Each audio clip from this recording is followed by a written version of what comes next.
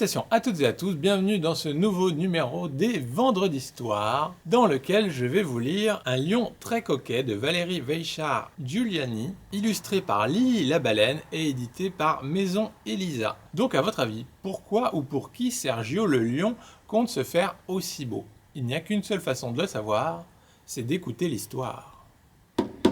Sergio ouvre la porte et découvre une enveloppe. Son cœur bat la chamade. C'est une invitation de Mia pour le repas de ce dimanche.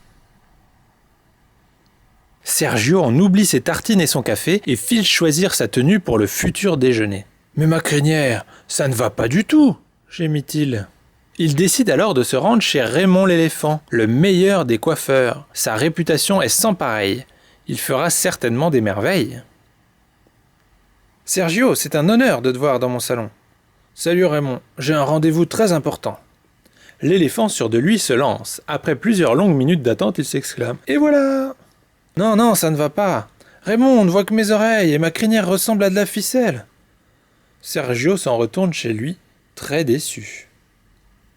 Sergio ne se laisse pas abattre. Le lendemain, il part chez Paco le zèbre, un autre coiffeur célèbre. « Bonjour Paco, j'ai besoin de toi aujourd'hui. »« Installe-toi, t'as de la chance pour une fois que le salon n'est pas rempli. » Un petit rock commence sur le jukebox. Paco prend ses ciseaux, ses bigoudis, et c'est parti. « Qu'en penses-tu, Sergio ?» demande Paco une fois le travail terminé. « Bof, je te ressemble trop, Paco. Excuse-moi, c'est pas ce que j'attendais. » Sergio quitte le salon, insatisfait. Le jour suivant, c'est plein d'entrain que Sergio va chez le singe Iggy, le coiffeur le plus original du pays. Il sera certainement à la hauteur du défi. « J'ai un rendez-vous avec Mia dimanche et je veux la rendre folle de moi. » L'apprenti d'Iggy cache alors le miroir. C'est de coutume ici. La métamorphose de Sergio dure toute la matinée. Le singe est satisfait, mais Sergio, lui, en reste muet. Au même moment, il voit Mia au bras d'un grand lion distingué. Dépité et vert de jalousie, il quitte le salon sans même saluer Iggy. Après une nuit agitée, le réveil sonne. Sergio hésite vraiment à se lever. À quoi bon? Mia semble avoir un autre lion dans son cœur de toute façon. Mais une petite voix lui dit de ne pas abandonner. Il se rend alors chez Annabelle, une girafe qui coiffe les demoiselles.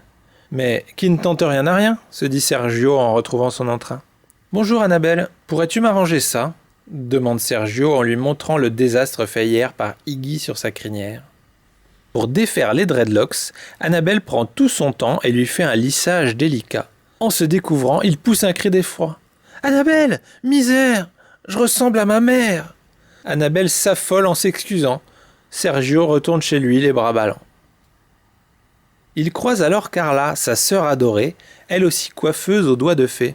« Salut Sergio, on parle de tes essais un peu partout, tu sais, je devrais t'en vouloir. Tu n'es même pas venu me voir. »« Bah, cela ne servira à rien, j'ai vu un sacré lion avec Mia l'autre matin. »« Allez viens, je vais arranger ça, » lui dit Carla. « Tu vas la faire craquer et elle l'oubliera. » Carla s'affaire. Baume, démêlant, shampoing, adoucissant. Sergio ferme les yeux et se détend. Carla est très douée et une fois les yeux ouverts, il découvre que sa crinière a changé. Elle est d'un rouge somptueux et ses cheveux sont si soyeux. Il ne s'attendait pas à ça, mais c'est très original. Confiant, il retourne chez lui, la tête dans les nuages. Comme si le sort ne s'était pas assez acharné, le voilà qui trébuche et dans un grand vacarme tombe dans le bain des hippopotames.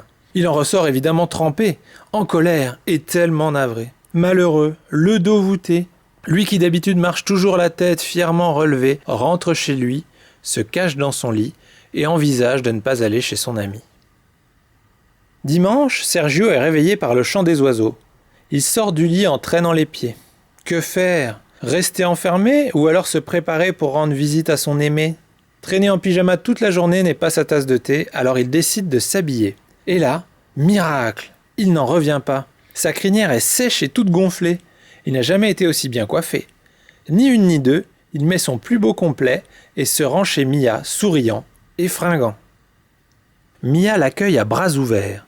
Sergio est comblé. Et vous ne le croirez jamais, elle aussi est passée chez Carla et a une jolie mèche rouge au milieu de sa crinière. Quant à l'autre lion, il n'est autre que son cousin Pedro venu de très loin. Le repas est délicieux, les conversations animées. Tous les deux passent une excellente journée et bien sûr, ils comptent recommencer. Fin. Alors, ça vous a plu? Finalement, il s'est fait du souci pour rien.